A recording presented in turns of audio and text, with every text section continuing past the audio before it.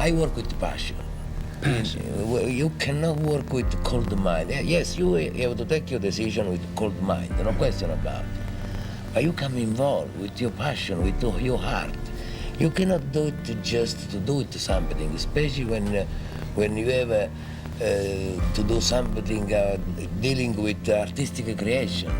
You must do what's inside of you. With visual effects photography completed, Dino De Laurentiis' production of King Kong could now move into post-production, with only a few weeks left to complete the most anticipated movie of 1976. The remainder of the production would remain chaotic and difficult. Let's go back to the fabulous 1970s and take a closer look at the completion, release, promotion, and legacy of King Kong 1976. Initiate sequence.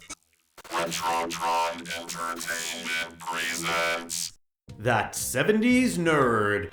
I explore the hidden depths of 1970s pop culture, from movies and television to books, comics, and magazines, music, toys, and technology. Discover forgotten classics and hidden gems you will not find anywhere else with That 70s Nerd.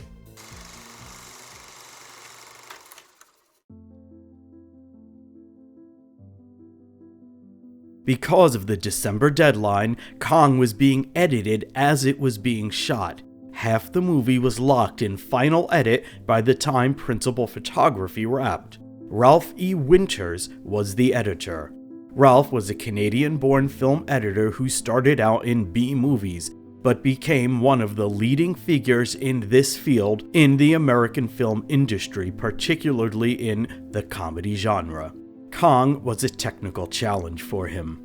Winters had to flawlessly select every length of frame used in every visual effects shot, which was almost half the film. Those frames would go to the compositing lab, and if they did not match perfectly, the clip would have to be cut again. The other challenge was making all the different Kongs match: the giant Kong robot, Will Shepard, Rick Baker, and the various mechanical Kong limbs. The film came in at close to 3 hours, and Winters worked to trim unnecessary footage and repetitive shots out of the movie. Trick editing was used to recycle a few shots, such as making it look like Kong had destroyed 2 helicopters instead of 1. The final edit came in at 2 hours and 15 minutes, just short enough to ensure repeated screenings throughout the day. Sound effects were handled by James J. Klinger.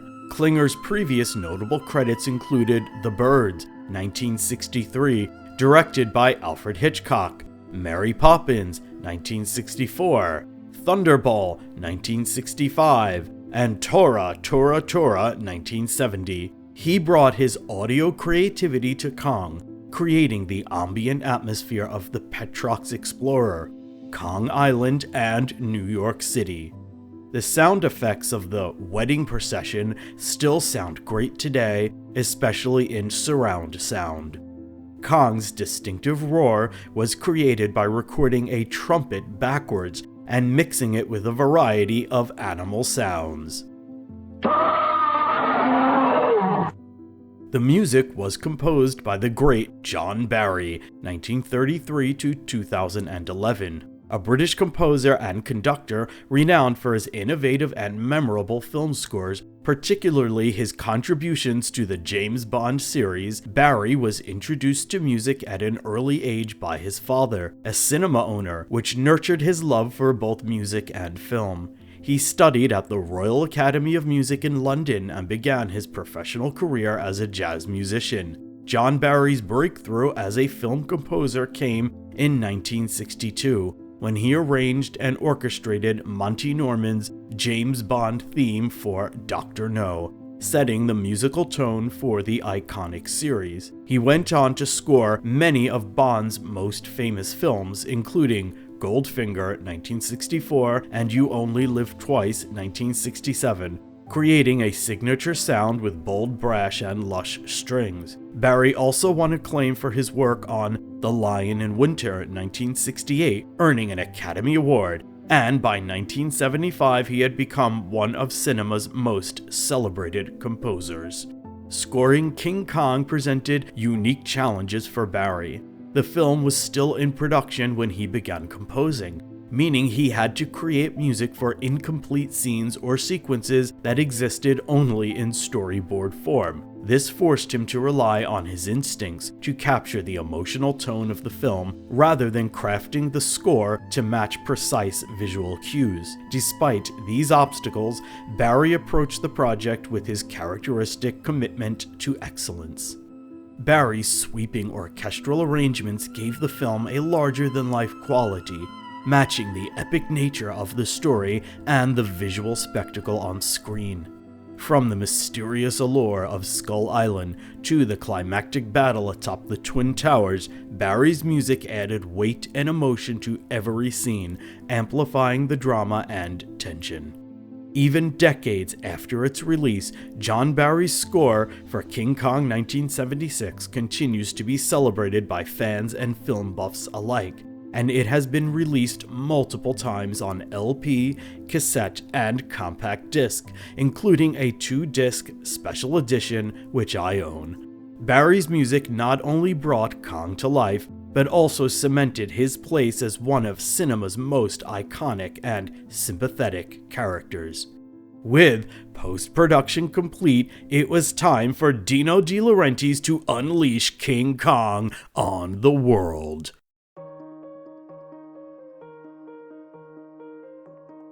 To promote his epic remake, De Laurentiis launched a merchandising bonanza of Kong-like proportions. Back in the 70s, there was no cooler piece of kid kit than trading cards. I can still smell the infamous bubblegum and wax paper wrappers of these irresistible card sets to this day. The Topps King Kong set consisted of 55 standard-sized cards.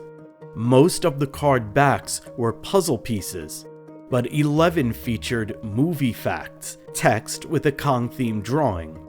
The set also included stickers, perfect for plastering all over school notebooks and lunchboxes. Collectible cups were sold at movie theaters, 7-Eleven, and the soon-to-be defunct Burger Chef chain.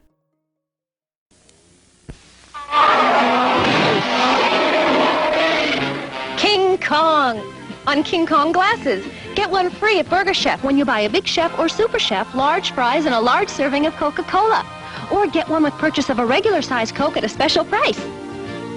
King Kong glasses. Get all 4 for your kids. You want a straw? You get more to like at Burger Chef. There were also Halloween costumes, jigsaw puzzles, refrigerator magnets, toys, games, and model kits. Watch King Kong climb to the top of the Twin Towers every time you have a drink. It's the King Kong drinking straw. When your glass is full, King Kong sinks to the bottom. Put in your straw. And as you drink, watch him climb. The more you drink, the higher he climbs until he reaches the top. The King Kong drinking straw comes complete with 2 throwaway straws.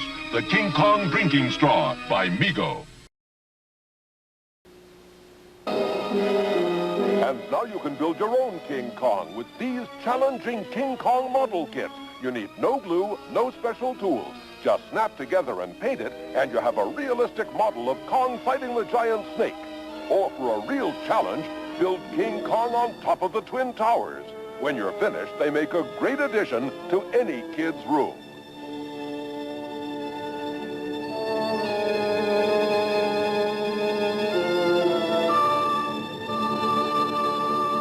King Kong model kits come complete with easy-to-follow picture instructions by Mego. It's King Kong! Save me! Save me! Get behind me! I'll protect you. It's King Kong against the world. An angry, roaring King Kong on top of a 4-foot-high tower. Hit the left target, and his left arm goes up. Hit the right target, and his right arm goes Now up. he's really mad. Don't worry. I'll get him now. Hit the center target, and over he goes.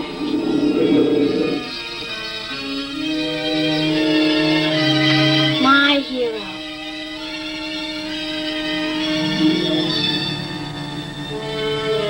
King Kong Against the World by Mego. Of course, there were plenty of magazine covers.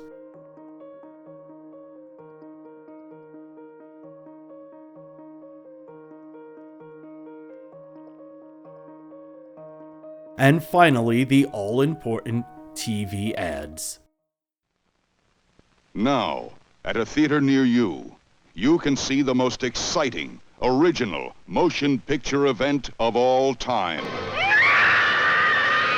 King Kong.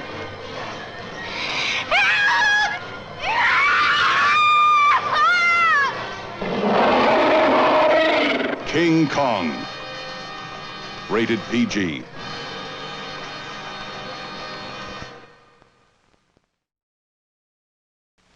Now, at a theater near you, you can see the most exciting, original motion picture event of all time. Open the gate! King Kong.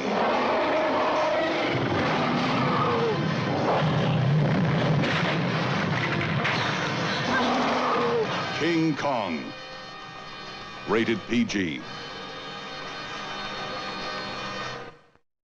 All told, Kong was promoted for more than a year up to the release, but would all the hype and hoopla deliver a hit for Paramount Pictures?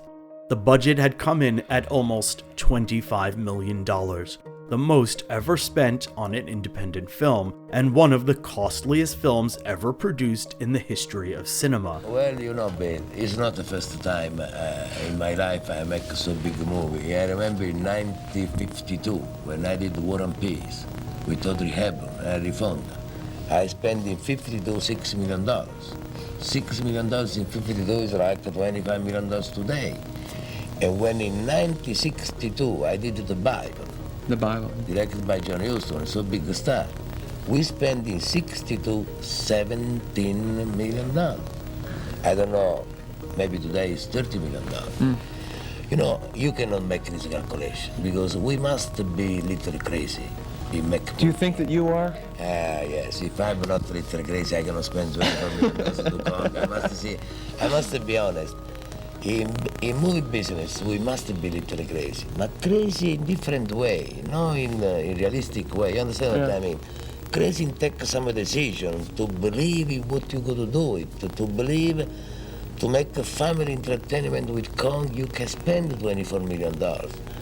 The money can come back or not.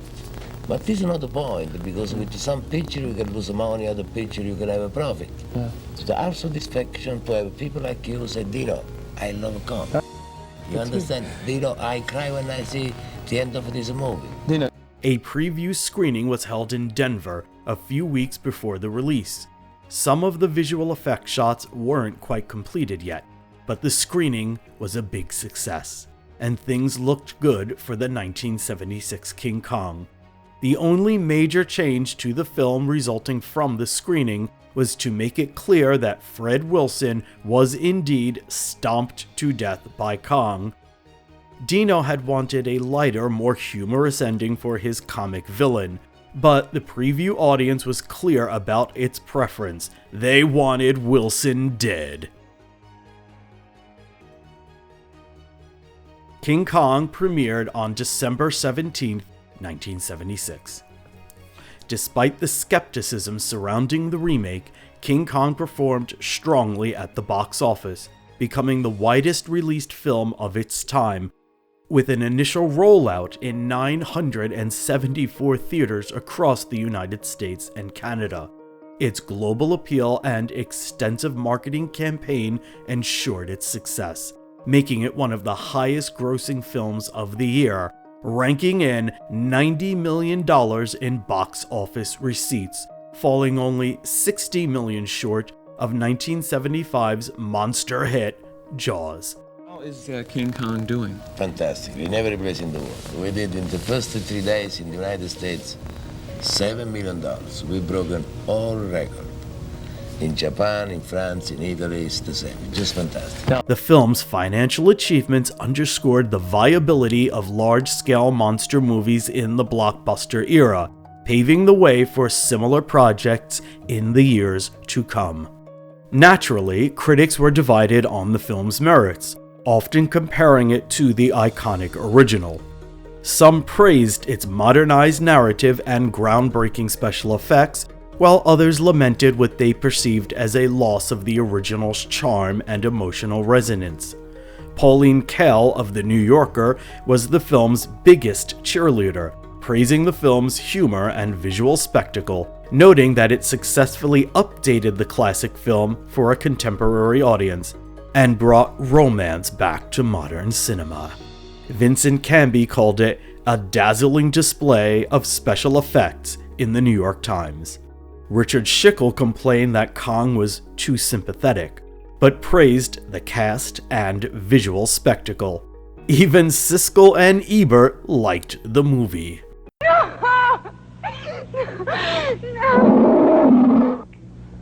That was newcomer Jessica Lange we saw there, and her screams can be roughly translated as "Take your hands off me, you great big ape." She and the other human actors in the movie, Jeff Bridges and Charles Grodin, play it pretty straight, with lots of grim expressions, terse comments, frenzied screams, declarations of love, and all the other staples of classic monster movies. King Kong works pretty well on a simple and silly level. It may not be art, but it's good entertainment. I'm going to disagree with you a little bit. I found that the picture for me was always interrupting itself this way, that it would kid around a lot and make some jokes about itself, about the monster, about the characters, and then it would try and get serious again in establishing Kong's power. And I found that those two forces kept playing off negatively against each other, and the picture was sort of always trying to get back its momentum and lost something. I will agree with you on one point. I thought Jessica Lange was very good in the film and creates a lot of interest. In fact, I found her much more interesting than Kong because I didn't buy all of the special effects. Gene, I must admit that I found Jessica Lange more interesting than Kong myself, and especially Jessica Lange's special effects. General audiences were more forgiving of the film's departures from the original, embracing its blend of spectacle, humor, and romance. Many viewers were captivated by the film's portrayal of Kong, whose blend of animatronics and Rick Baker's suit performance gave the creature a surprising depth of emotion. The climactic sequences on the World Trade Center towers in particular left a lasting impression, becoming one of the most iconic images of 1970s cinema. King Kong was nominated for a Special Visual Effects Award, but this raised controversy. Rick Baker had to fight to get credit on the film, and thought he deserved the award for his contributions to Kong. People like Rick Baker, not exactly a familiar Hollywood name, yet for months Baker put on his giant contact lenses, climbed into a monkey suit, and went before the cameras. In fact, Rick Baker was King Kong. The Oscar recognizes the total achievement in special effects, no individual award for Baker, and that drove him ape. Just the fact that I designed Kong, sculpted Kong, built Kong, and played Kong in the picture, and the fact that I didn't receive the credit that was virtually nothing, and that somebody else is receiving an Academy Award for that is upsetting. When the De Laurentiis' Kong was awarded an Oscar for Best Visual Effects, even though the effects nominating committee for the Academy of Motion Picture Arts and Sciences had made no such recommendation, Jim Danforth quit the committee and the Academy in protest, saying that he did not consider Rick Baker to be a special visual effect. Ouch. In the end, Baker got his credit and Dino got his award.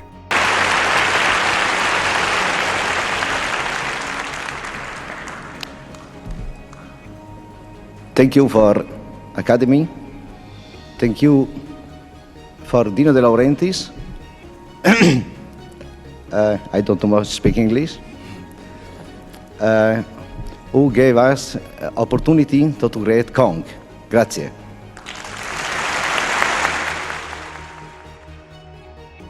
Carlo Rambaldi went on to do the visual effects for Close Encounters of the Third Kind and Alien.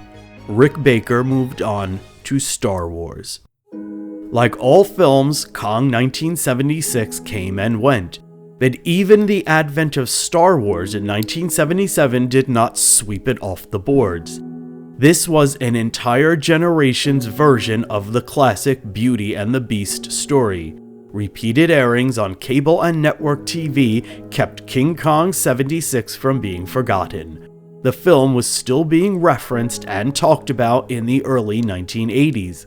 The arrival of home video gave the movie a new life, and in the 1990s interest was again sparked in the movie, establishing it as an evergreen classic of Hollywood cinema. Ultimately, King Kong 1976 is remembered as a film that took risks, defied expectations, and left a lasting impact on the cinematic landscape. While its reception was mixed upon release, its legacy has endured, with fans and historians recognizing it as a pivotal moment in the evolution of blockbuster filmmaking. Over the decades, the 1976 remake has continued to shape the legacy of King Kong.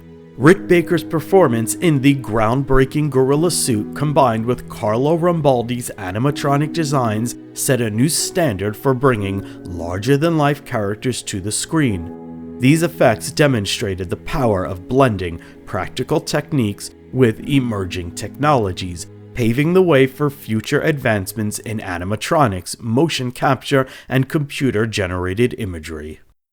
In 1984, Toho Studios brought back Godzilla, and after a few years of trial and error, a successful new series was launched. Talk of reviving King Kong started as early as 1985. Even a lackluster Dino-produced sequel couldn't diffuse interest in returning to the world of Kong. In 2005, Peter Jackson produced his own King Kong remake, deeply rooted in the unproduced 1975 Universal Pictures screenplay. In 2014, Legendary Pictures started its own crossover universe, successfully bringing Kong back to theaters as a hero for the 21st century. Every subsequent adaptation of King Kong has built upon the foundation laid by the 1976 remake. Peter Jackson's 2005 version expanded on the emotional depth introduced in the 1976 film, using CGI and motion capture to create a Kong that combined ferocity with vulnerability. Meanwhile, Kong Skull Island 2017 took inspiration from the environmental themes of the 1976 version, reimagining Kong as a guardian of his habitat against human and monstrous intrusions. As both a product of its time and a trailblazer for the future, King Kong 1976 has solidified its place in the legacy of one of cinema's most enduring characters. Its blend of innovation, spectacle, and heart has ensured that the mighty Kong will forever loom large in the history of filmmaking. Craziness that, I'll call it craziness, but organized craziness that helped make this film. Nobody backed off. I don't mean in argumentative terms, in meaning achieving a first in so many areas of that this film touched. As you can see, the variety of sets, the coordination of extras, people, flawless, really was. The organization was unbelievable. Every individual was a talent, avant-garde, made it possible to do things that were done for the first time, and they're still being done today if they could be afforded. But it really was a collection of people that wanted this film to be the greatest, and we all felt that way. and inspired by Dino particularly. And John Gilderman did a sensational job in